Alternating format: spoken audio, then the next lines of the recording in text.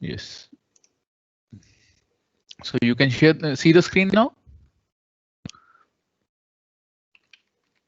So we were talking about noise, or I'll start writing in OneNote actually.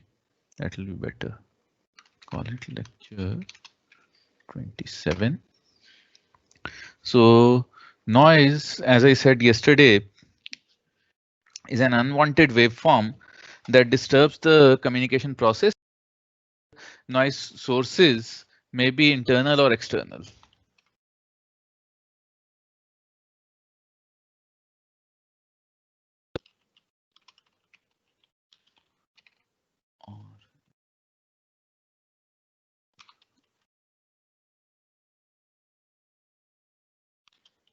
Include the random this thing. Your word is still visible. Oh, word is visible. Okay.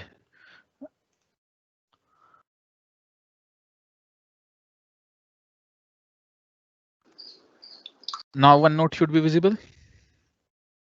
Yes, sir. Yeah. Yes. So I've restarted the laptop. Hopefully it starts working. So yeah. So internal sources include the random in the current and the voltage of the devices used in the communication tree. And this comes in two flavors, or we will consider two forms of internal noise. One, short noise,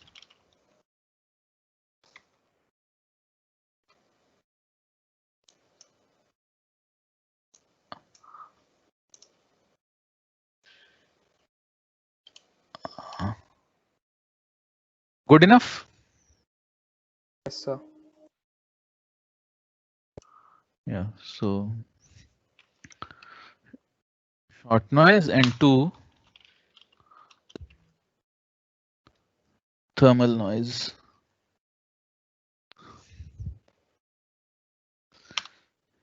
Fine. So we'll first look at short noise.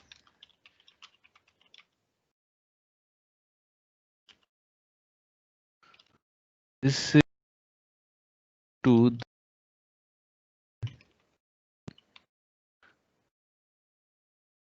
emission of electrons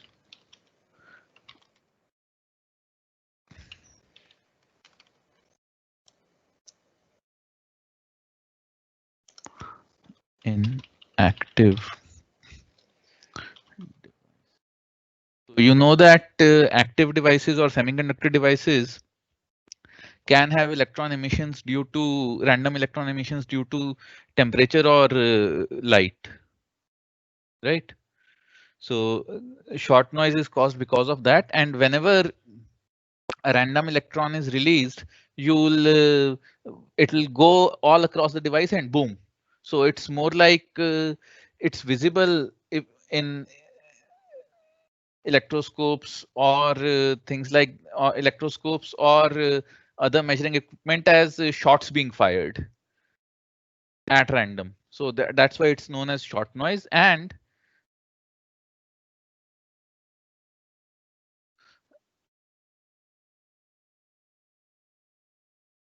since this is, or since the electrons fire, I'll use the word fire at random,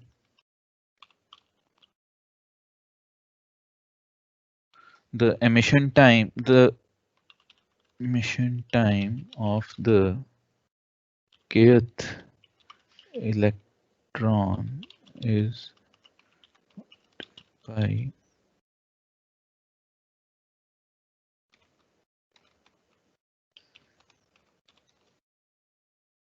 tau k. The emission time of the kth electron is denoted by tau k, and letting ht denote the current or the pulse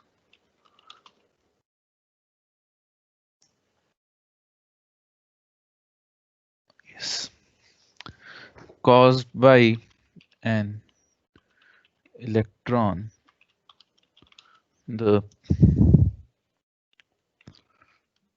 noise or the random signal noise process can be denoted as The tau k is a random variable. tau k is random. Yes, we'll come to the characterization of tau k in a while. So this sum underscore k, okay, or rather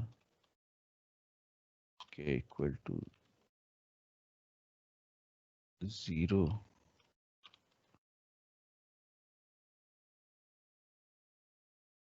infinity of t minus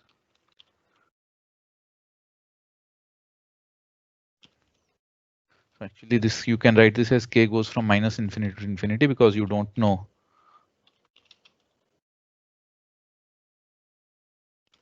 since when does this start. So this is a so these HTs are deterministic pulses, but they are separated at random intervals.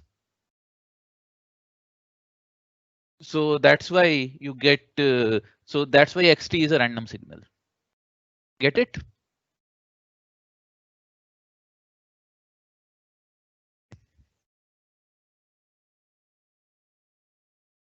Is this fine?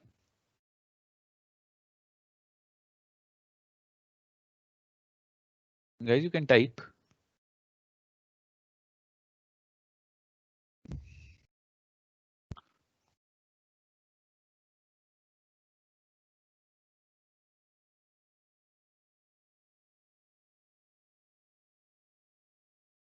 Guys, you understand this? Why is this random? Talk is are random. Yeah, So, this is fine. Yeah. why is k? I mean, are there infinite number of electrons? That's what we are considering, or So practically you can so for all practical purposes within a finite semiconductor you can assume that there are infinite number of electrons because you will be measuring it only for finite intervals of time. okay, sir. So for that there are tens of millions of electrons or tens of billions of electrons available. So you can approximate that number to be infinite. So, sir, this And is simply the sum of these random pulses, right? yes, The and noise so these are process. this is a sum of deterministic pulses separated by random intervals. That is what is Okay, important sir. here. That the Okay, intervals, sir. these tau k's are random. Fine. And oh, sorry.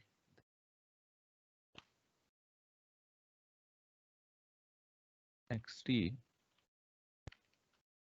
is a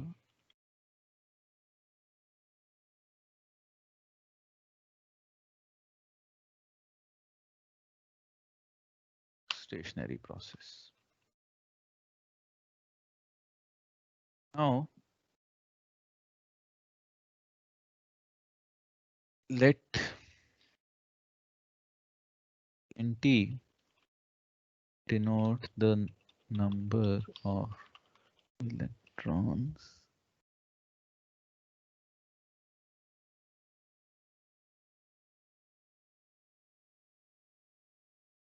NT denotes the number of electrons emitted in the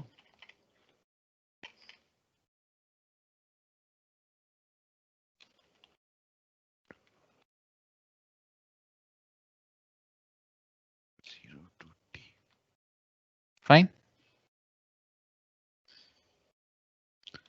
Then T also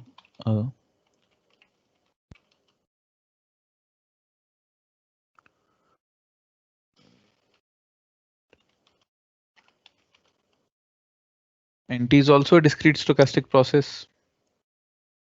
Fine. So the number of electron, because the time interval between two electrons is random, or the time intervals at which these electrons are emitted is random. Therefore, the number of electrons that are emitted within a fixed time interval is also random by extension. OK.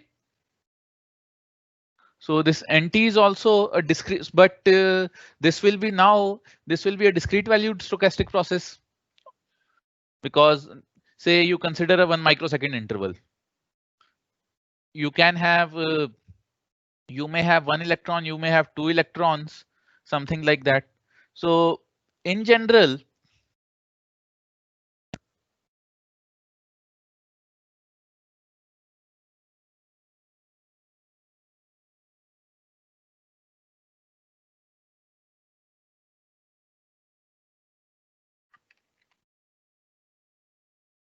letting mu equal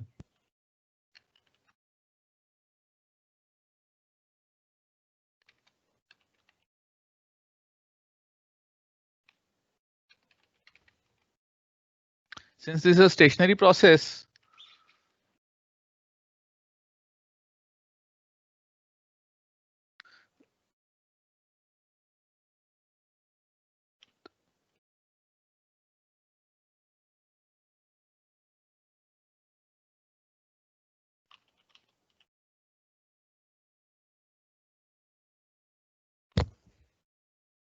delta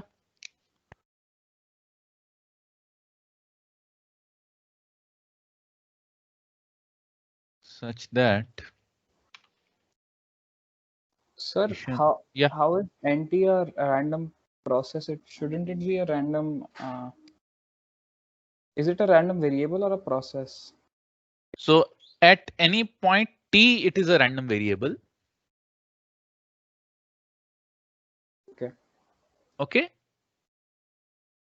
NT, matlab at any point t, say NT naught is a random variable, a discrete random variable. So you say that that there was this movie. What was it called? Yeah, Sadak 2. So Sadak 2. So let's take an example that Sadak 2 gets on an average gets 1 dislike per second. That is too little, but on an average it gets 1 dislike per second. So you can say that at 5 seconds, if it has 100 dislikes, then at 6 seconds, or rather say you get on an average it gets 100 dislikes per second, and at 5 seconds if it has 432 dislikes, then at 5 seconds it's expected to have 532 dislikes, but it's it at the end of 5 seconds, at the end of 6 seconds you'll never know what's the exact number of dislikes. So that's a discrete process, and it is a random process. You don't know what its value will be at each point of time, and yet at each point of time its value is a random variable, so it's a random process. You get my point? So NT is the cumulative, say, I mean, Yeah, NT is NT. the cumulative Yes, number of NT is electrons the emitted cumulative till now. number of or cumulative number of electrons that you generate till that point. Okay, sir, got it. And for an interval delta, we define this nu of delta.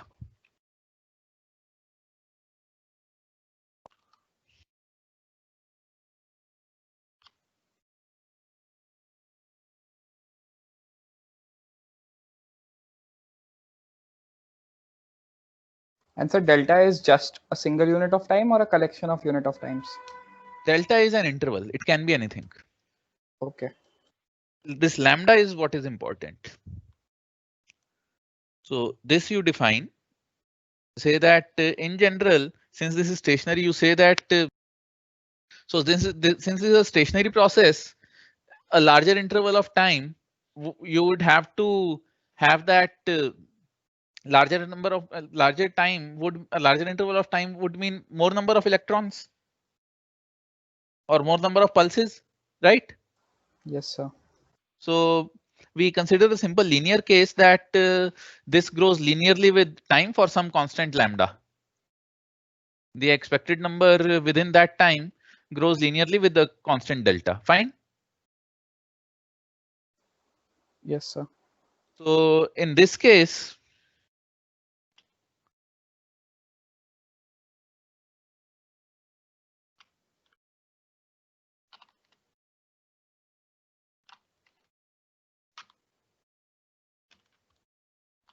it is then practically observed that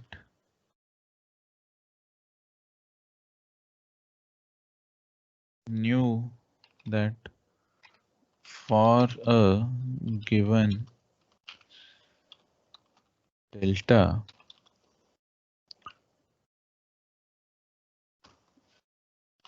nu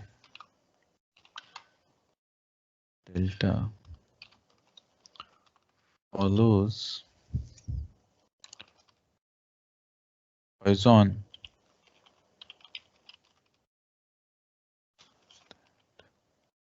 You have heard of Poisson distribution? Heard of it, yes, sir.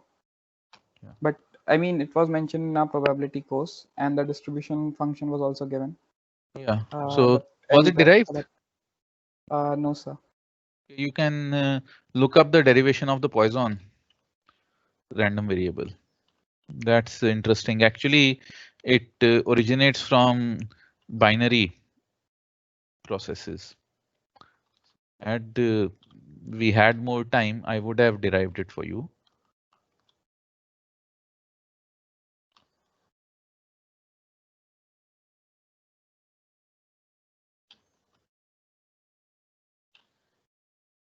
Sorry.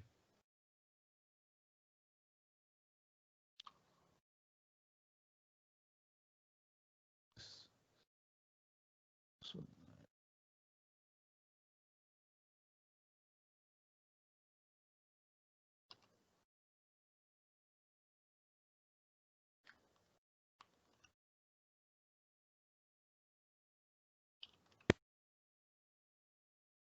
is it behaving this way?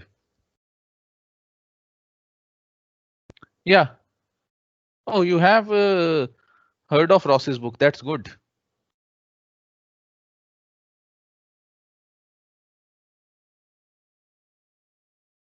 Why is this? So there should be a k factorial in the denominator, but the moment I So try to write that, put the lambda delta k in a bracket and then put yeah, that's what I'm divide it. trying. Let's try that as well. I'm putting this here.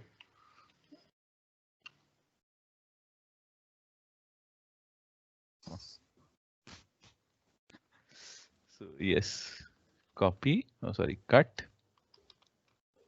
I've updated your quiz course, by the way. This outer bracket should just write it. So now I have this lambda delta k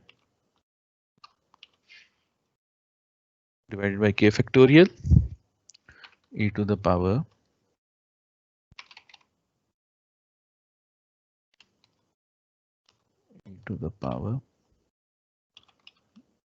lambda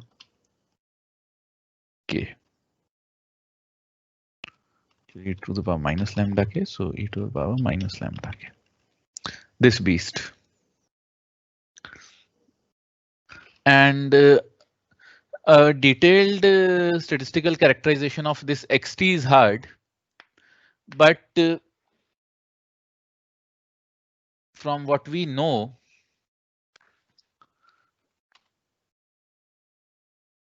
since detailed statistical characterization of xt is hard, but we will state what is known as the Campbell theorem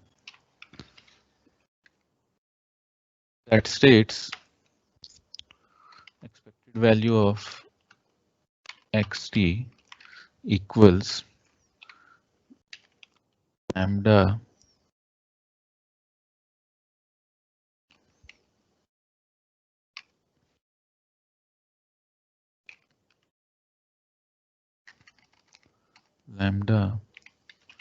integral minus infinity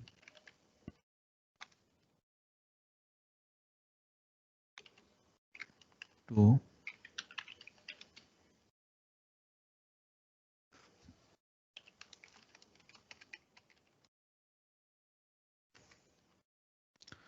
this is intuitively you can justify that. I cannot derive this, but you can intuitively say that if there are lambda such pulses per minute, and each pulse has an impulse response ht, then the overall expected value of that process will be basically the average number of, or the average amplitude of those pulses, which is this and the covariance. What happened?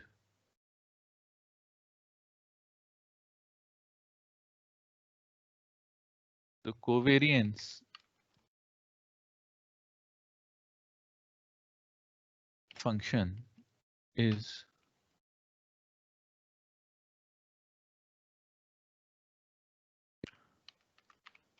lambda integral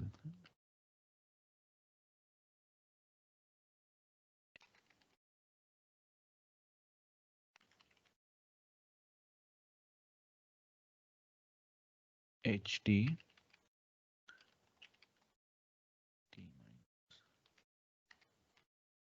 tau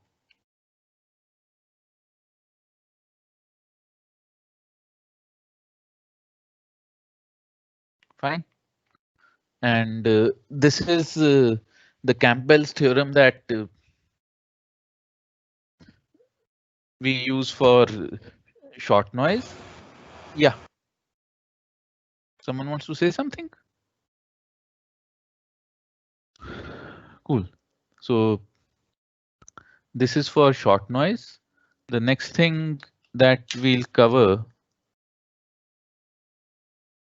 is, yeah. So the next thing that we'll cover is, so this is italics. This shouldn't be italics.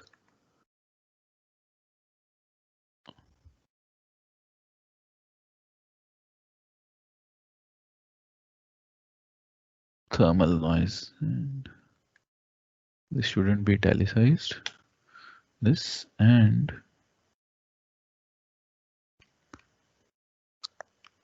yes. So thermal noise is caused due to the internal motion of electrons in passive components, and that is due to, as is clear from the name, that is due to the variation, or that is due to the temperature. Because of the temperature, you know that things are still only at 0 Kelvin, absolute 0 Kelvin, and above that nothing is still. So because of that, whatever is called thermal noise, and it is zero mean, and the power generated due to thermal.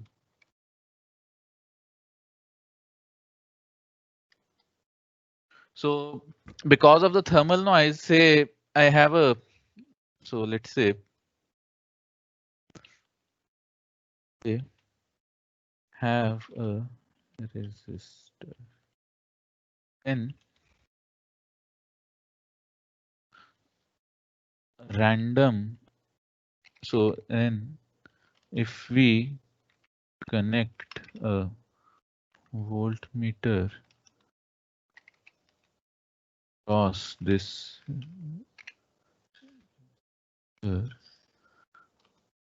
um, a random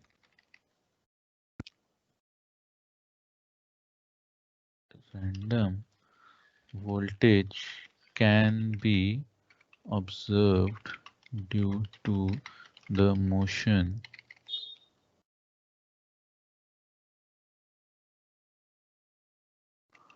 of the electrons, right?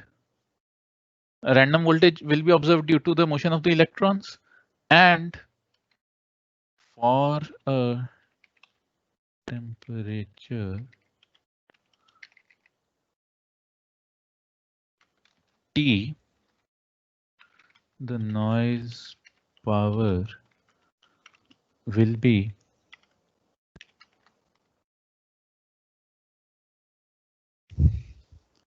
kT, where K is the Boltzmann constant, 1.38 into 10 to the power minus 23 joules per Kelvin. Sorry, 4 kT. Sorry about that. 4 kT. This is the Boltzmann constant. And therefore, since we know that the noise power, or since we are treating the voltage as the random process,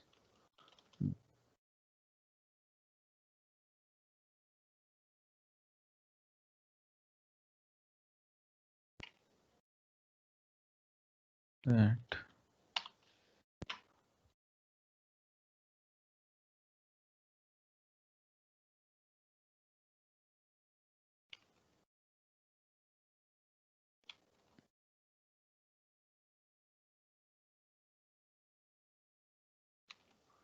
right? Yes, sir.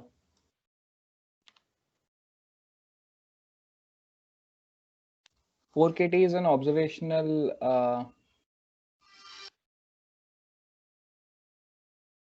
Or rather 4 kTb, because we are talking about the power.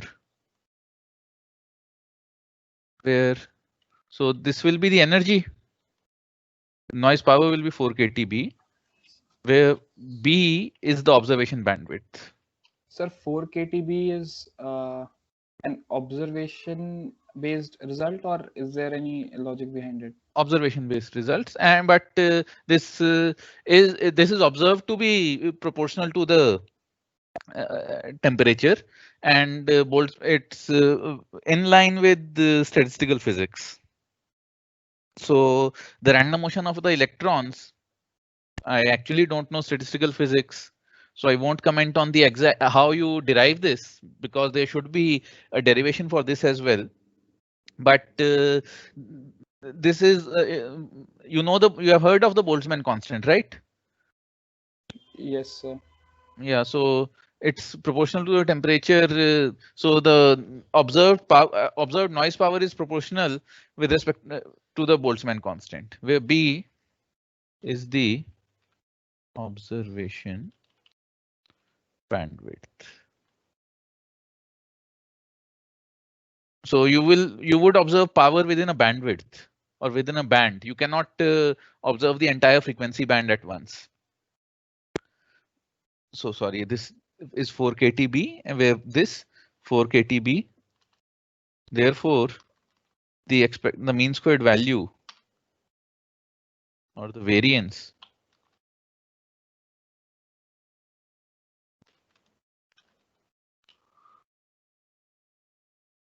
so that was the kT is the energy. kT would be in joules.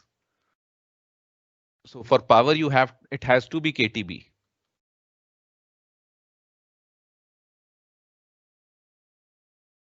Or kT is the power spectral density that way.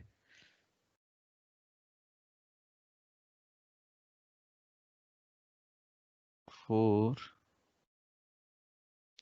R kTb.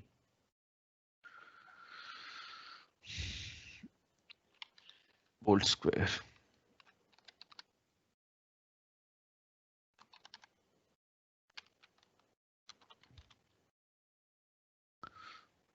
Fine.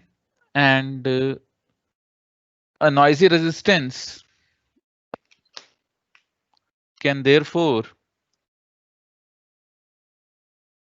so I can therefore replace a noisy resistance with its Thevenin's equivalent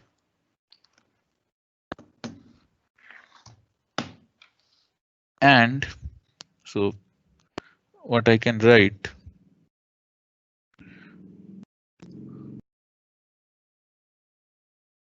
is this. So basically,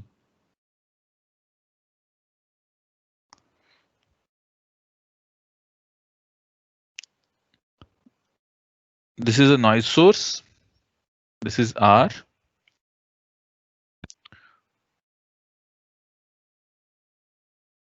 Vt.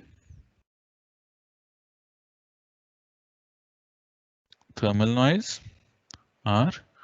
And this produces a total mean squared noise, and according to assuming that we can match, so assuming that we can give this thermal noise matched load, we get maximum power transfer, and the power available is kTb. So for a bandwidth B, this is the noise power available at the output of this thermal noise circuit, and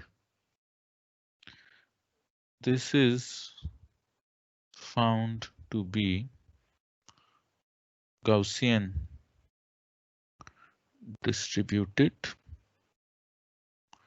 and wide-sense stationary for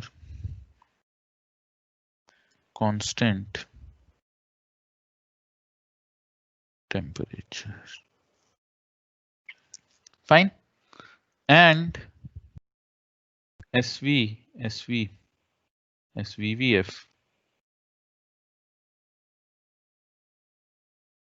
is found to be HF divided by 2 e to the power. You don't have to remember these expressions. HF over KT minus 1. Fine. So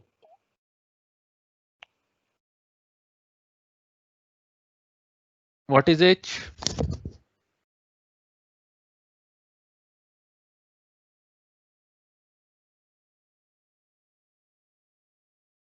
What is H?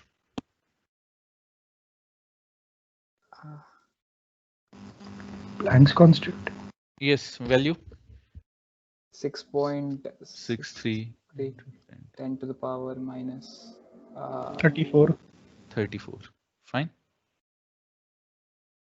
So this is this, and K is 1.38 into 10 to the power, or rather I would write 13.8 into 10 to the power minus 22. Fine. Sorry, 24. Fine.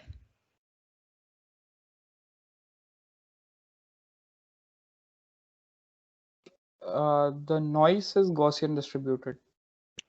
Yes, this noise is Gaussian distributed, and this is the power spectral density. Okay, sir. Okay. This now say at KT equals 13.8 into 10 to the power minus 24 into 300. This equals how much?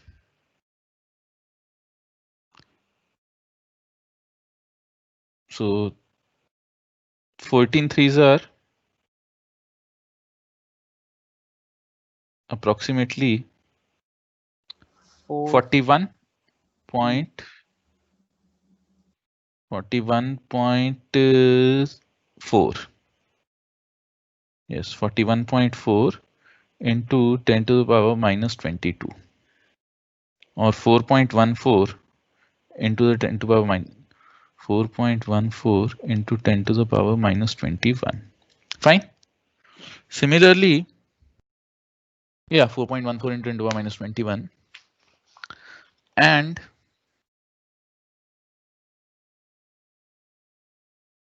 similarly, Sir, this is in joules, right?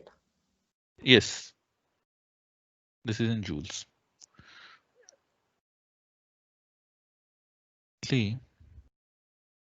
For F equals 1 gigahertz equals 10 to the power 9 hertz, HF equals 6.63 into 10 to the power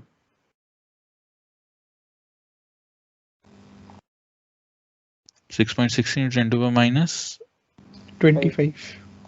25. So this is still minuscule as compared to KT. Fine. For 1 hertz, you can forget about it. Say so the highest used frequency these days is, or the highest usable frequency till now is 60 gigahertz. That is so your cell phones, etc., they operate at 2 gigahertz. The absolute limit of what we can do with current technology is 60 gigahertz. So 60 gigahertz means, let's say 100 gigahertz. So HF equals 6.63 into 10 to the minus 23. Fine. Yes, This is sir. okay. So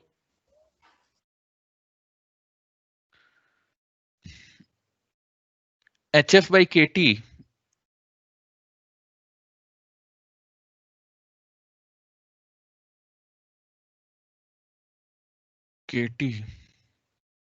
approximately 1.5 into 10 to the power minus 2. Fine. Yes, sir. Therefore, e to the power HF by KT minus 1 approximately equals HF by KT, right? For HF by KT less than 1, and this is true for till HF by KT or HF equal by KT equals 0.1. Fine. So Yes, we sir. know that this approximation holds even up to 0.2, but we'll be slightly conservative and say that this approximation holds up to HF by KT equals 0.1, which means that approximately about 1 terahertz or 1000 gigahertz.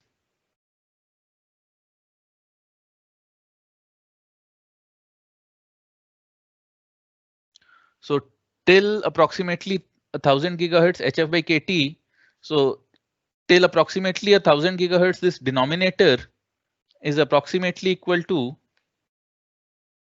HF by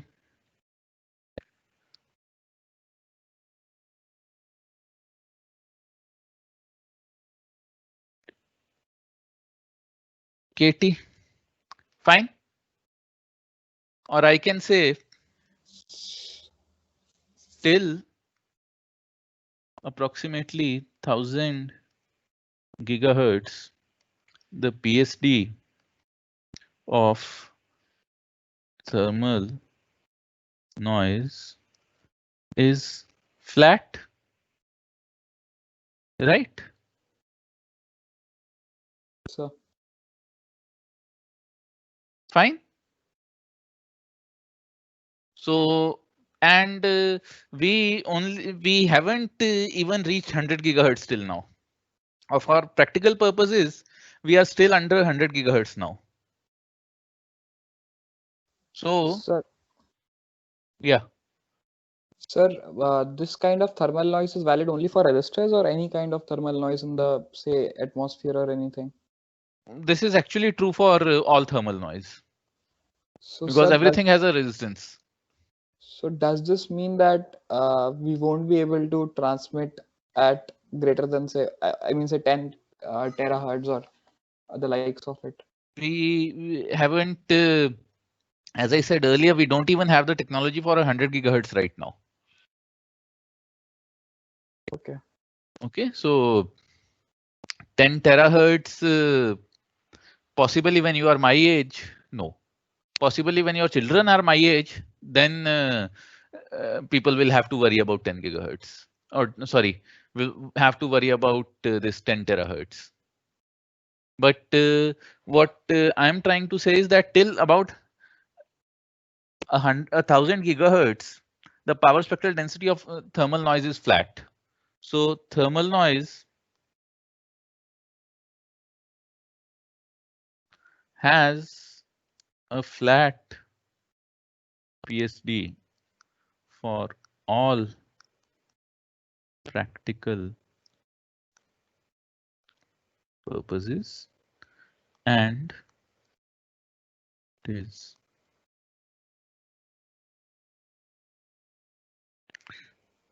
KT. Therefore, thermal noise is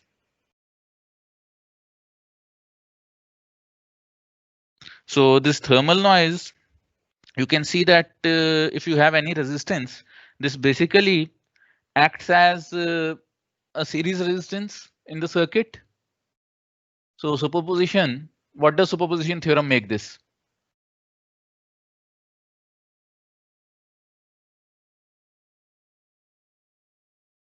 Can you repeat, sir? So we said earlier that you can view thermal noise using its Thevenin equivalent and replace this as a voltage source. Zero mean voltage source generating random voltages with the same power.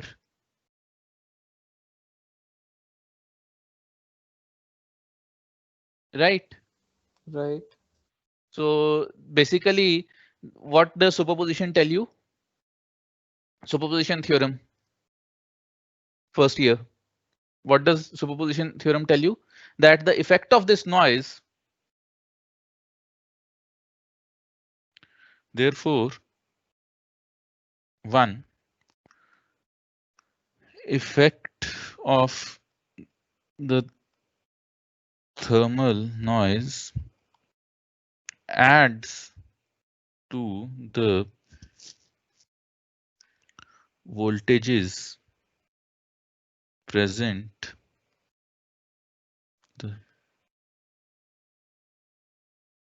from superposition theorem. This is right.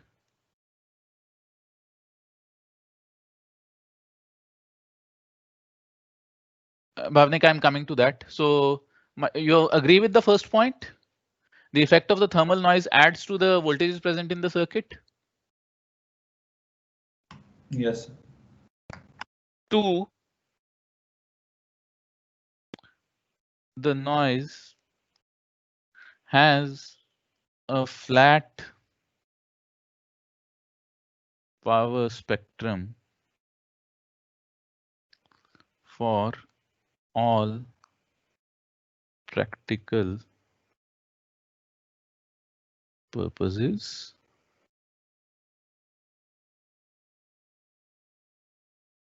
and be considered as white, right?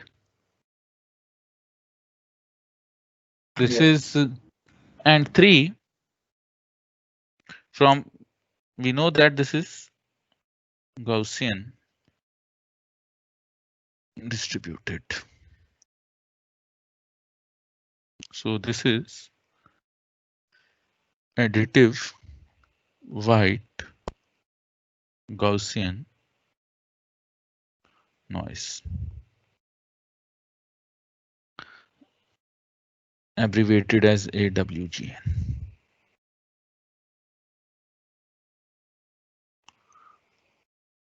And in general, for a noise with a power or PST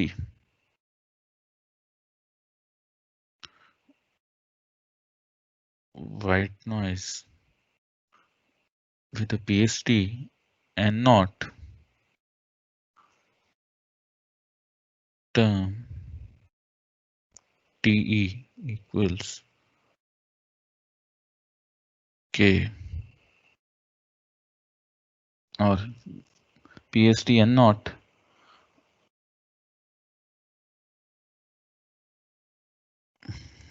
called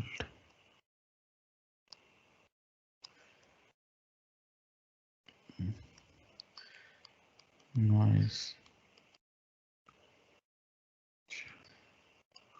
or for noise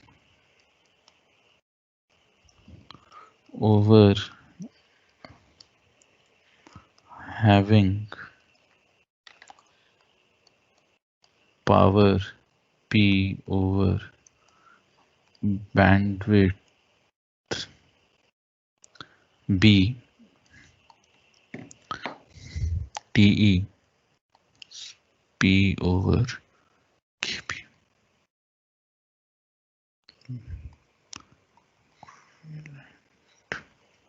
Noise temperature. So we also introduced the notion of equivalent noise temperature. That is a temperature that would produce the same amount of white Gaussian noise over the same bandwidth. And this white Gaussian noise is the ultimate in randomness. And it has certain nice properties. We have seen one property, that is the correlation, and certain other properties that we are so fond of. Now,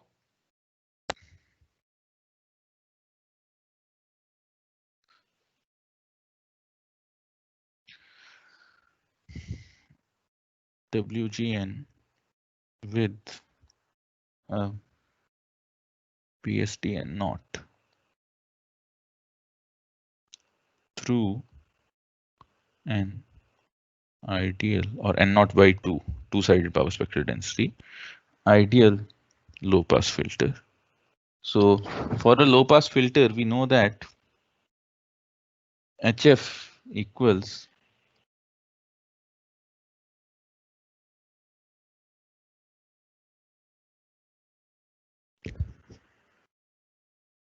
fine. Yes, sir. Therefore, from what we know,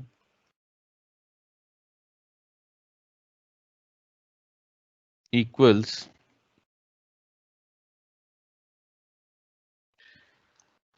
fine, and the output. So if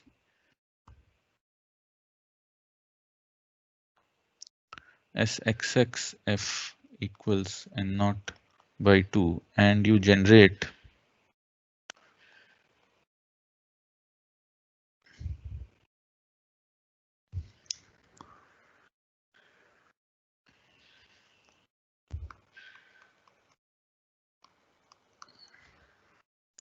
N naught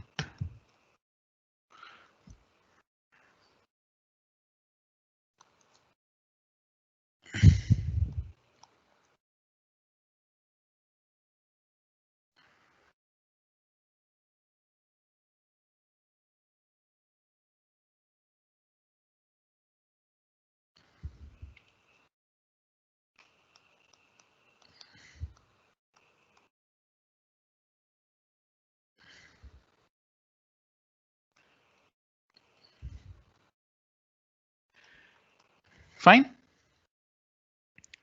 This will be the autocorrelation function.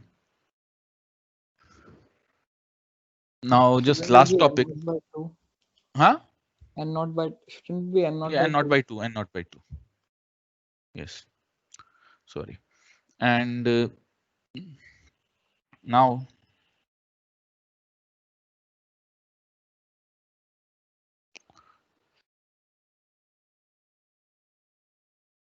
you can actually, for order 1 RC filter, HF equals 1 upon 1 plus J 2 pi RCF equals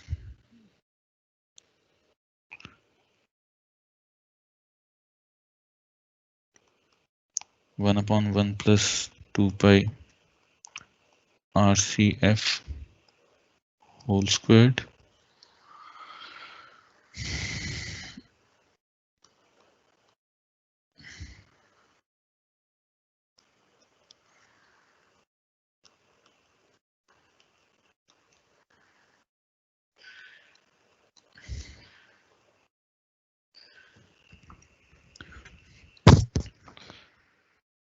Right?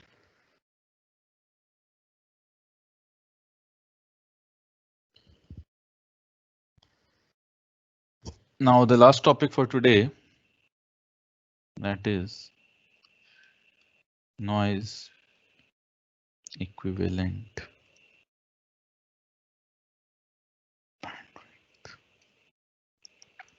bandwidth. So for a filter with a transfer function HF, power equals N naught by 2 infinity to infinity HF square DF.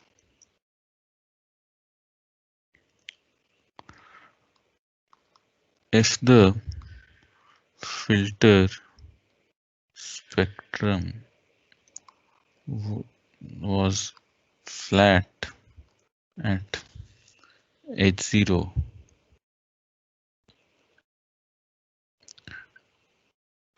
and it had a bandwidth WEQ, then the power would be equals n0 by 2 h square 0.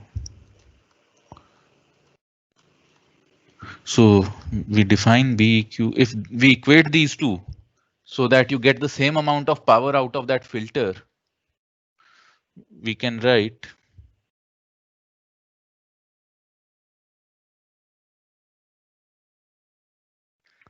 n0 by 2 cancels. The noise equivalent bandwidth of a filter is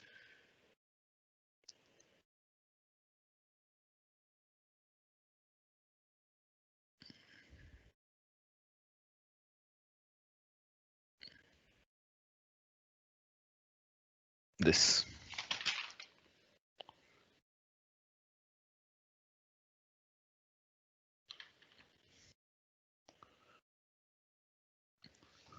So this is the bandwidth of a flat filter that gives you the same amount of noise as yeah, that will give you the same amount of noise as